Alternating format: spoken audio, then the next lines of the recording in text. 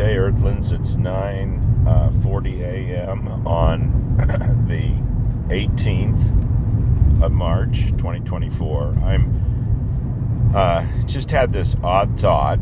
This is completely out there, but anyway, to explain, when I was at UC Davis studying to be a vet, and seeing that it was going to be almost impossible to get in the school since there were like 10,000 applicants and only 200 get accepted, and I was getting a D or a C in calculus.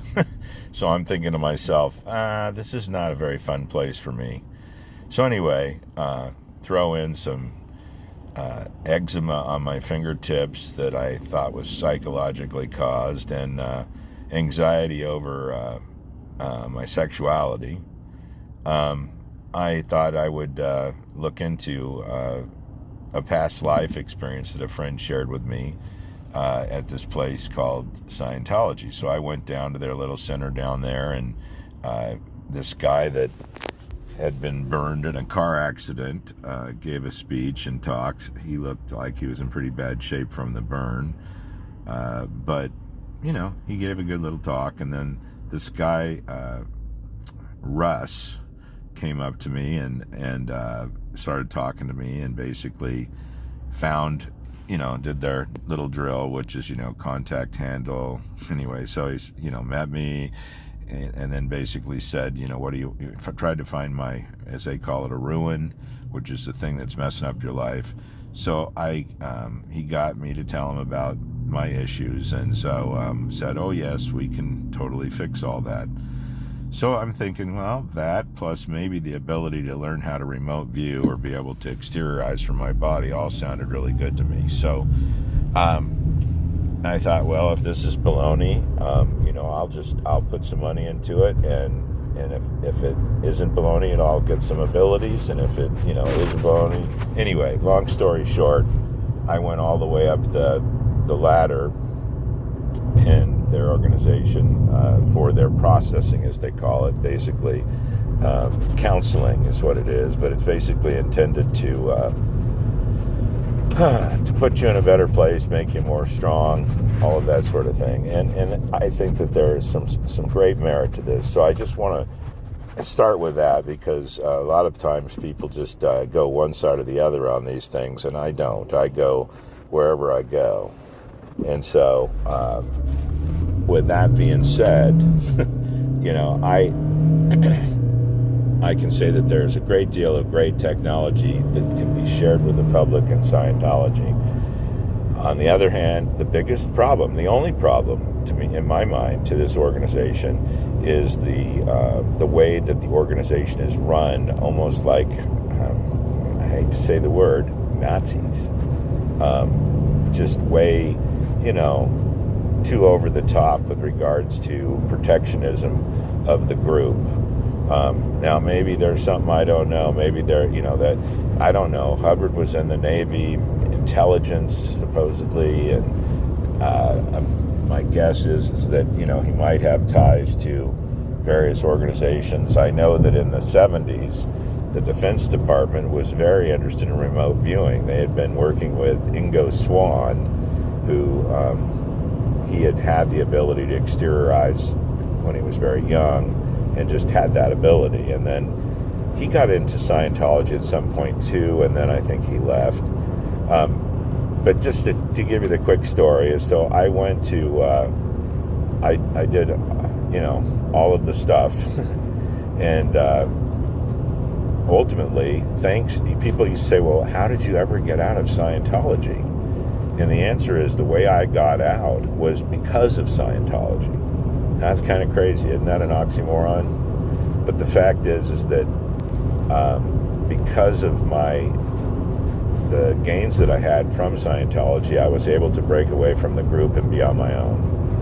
And great lesson in terms of, such a strange situation where you have a technology that's incredibly valuable with all sorts of really good stuff, and then you have this organization that's run very militaristically. Would be a nice way to put it. The negative way to put it would be Nazis. So it's, any of that is just, there's just no freedom and smothering beyond what should be right. So for that reason, it's a problem, because the whole thing is about getting more free. So that's why the oxymoron. It's like the complete opposite of what it is. You know what I mean? So that's kind of crazy in itself. But anyway, I think the government infiltrated Scientology to find out about remote viewing, because they had, purported to have the ability to help a person leave their body, and while they're alive, put their attention off of their body and actually visualize things away from their body. That's what we're talking about. So basically, extreme abilities that way. And that was something that had always interested me. But then I started thinking about it. I thought, well, wait a minute. My uncle was in the Army, 3-star general. He was in the Defense Intelligence Agency, so that agency would likely be looking into remote viewing as a possible way to look at spy bases and that sort of thing, or different, foreign countries' bases, and be able to report back without having to have satellites. You just have people that go there and tell you what they see. Ingo Swann could do that. I don't know that a lot of people can do that. I don't know. There are probably some that are pretty good at it, but I know Robert Monroe had an institute, the Monroe Institute, and he worked with a formula called HemiSync, where they basically try to, create a certain frequency in your body so that you exteriorize. And it's something that happens every time we go to sleep, supposedly. I did try to get to this ability after Scientology. I remember reading a book called Out of Body Adventures, and it talked about all the things, all the pitfalls to going out of the body, and all the reasons why people can't, and then worked on that. So it was fairly effective. Anyway, long story short, I actually did have it happen a couple of times, and kind of like out of control in terms of not being able to direct it, but still very amazing, and like a vivid dream kind of thing. I had told myself that I would, when I went to sleep and I was dreaming, I was to notice something really off in the dream, and then when I was aware of that, I'd wake up and it would become a vivid dream. So I did that, and I put that thought out before bed, and sure enough, in my dream, I'm on a bench, and there's this weird, polka dots that are orange and, pink on this bench, and I'm like, what the heck is that? And then I went, oh, wait a minute, that's the signal. So boom, that everything opened up. I could see really clearly. It was a crazy thing. So I know that kind of stuff can be done, but and I understand too. I understand why Scientology works on getting people in that are influencers. The Tom Cruises, the John Travoltas, Leah Remedy, that kind of thing. That really helps your image, and so from a public relations standpoint, I think that Hubbard definitely had some great ideas, and some of it made a lot of sense.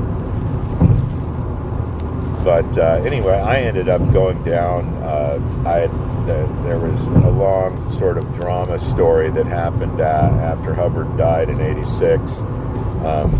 He was in a Bluebird motorhome, supposedly, up near San Luis Obispo somewhere, and had a stroke. And I guess Dr. Dink, who was the church doctor at the time, came up about 12 hours later and declared him deceased. I guess there's no coroner up there, so the sheriff or somebody took a sample of blood or something like that.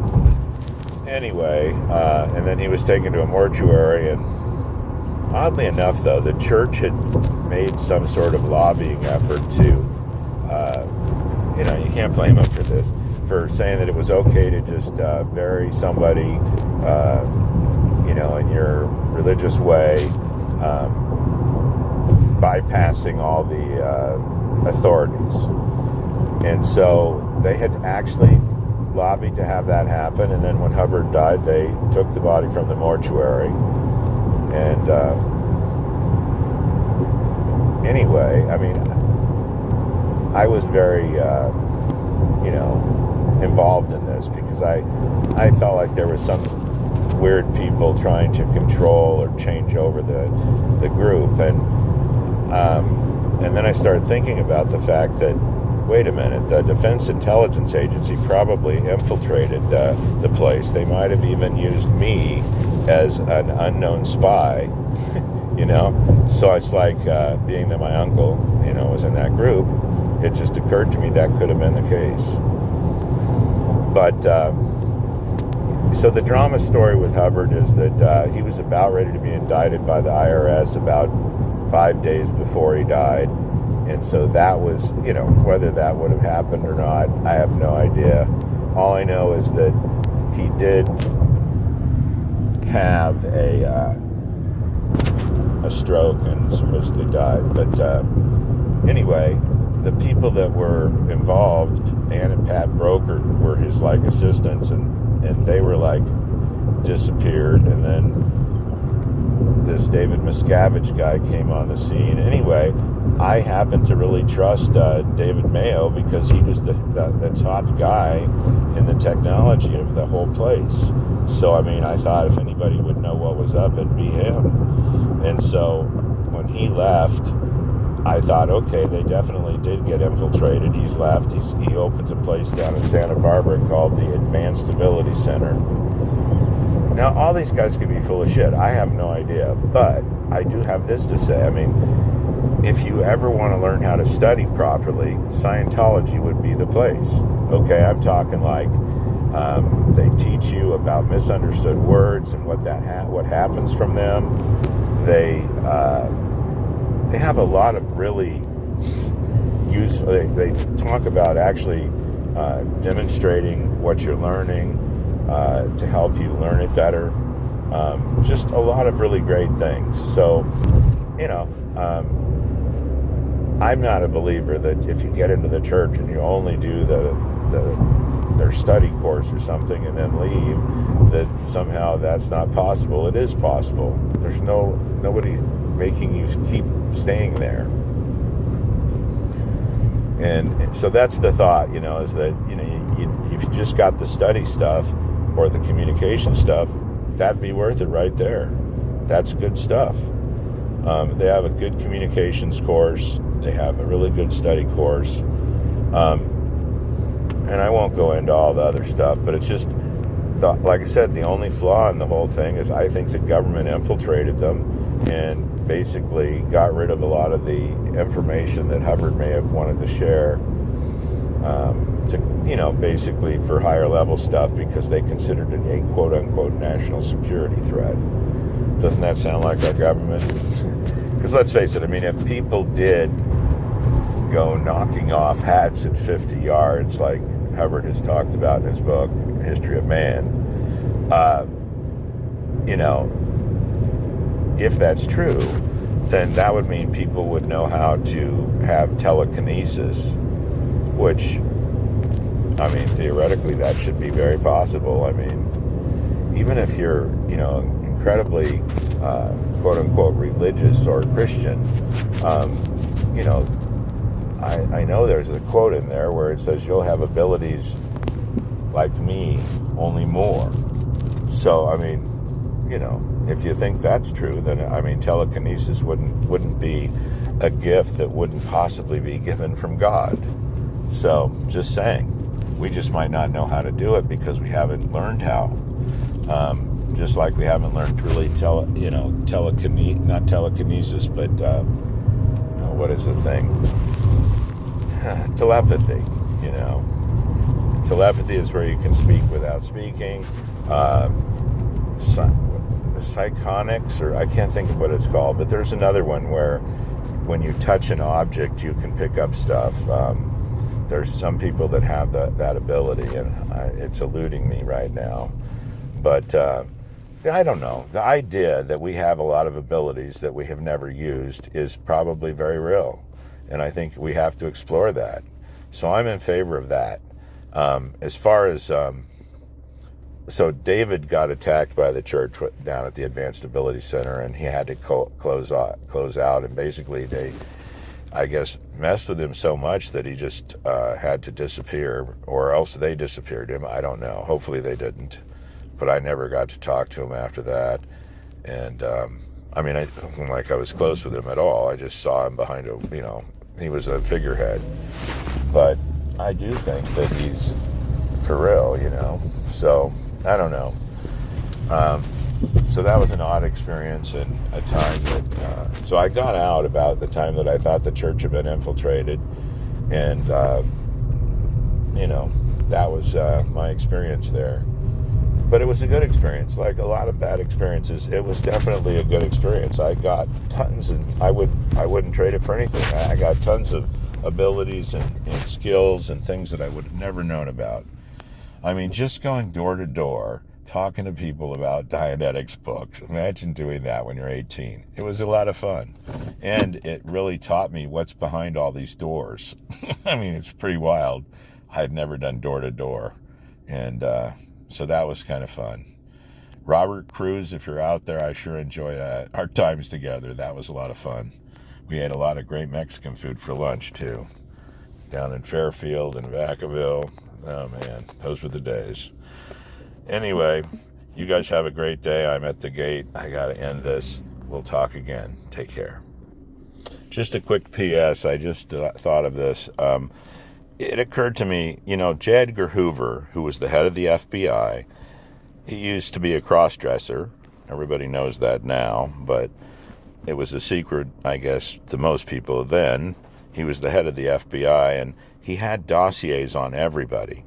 And it occurred to me that, like you take, what can I say? Who's that guy? John Travolta, okay? So John Travolta, like a lot of actors, has had to basically remain closeted because of the fact that it just was so negative for people to know if he was gay. And so as a result, they've hidden it all these years. Most people know that's true at this point, but the point I'm making is that I could see where possibly, I'm not saying that they did, but Scientology could hold that over people in order to, especially influencers, make them more aligned with what they want. I don't know if that's true. I hope they don't do that. It would be really out ethics, as they would say. So I would say that it would be not likely, but I hope not. Because, there's some great people that are Scientologists that that you don't know that are Scientologists. Like Grant Cardone apparently is a Scientologist. And so is Dr. Berg, who I admire greatly and respect. He's on YouTube. You can see his videos. He's the best. Berg. And he talks about thousands of things with health that are really valuable and have been very helpful to me.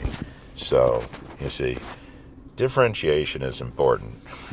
And so, you can have something that doesn't have 100% greatness and still has value. And you have to try to pull the value out of things, whatever they are. Okay. I'm done going on if I can just figure out how to make this recorder stop. You have a good day. Bye-bye.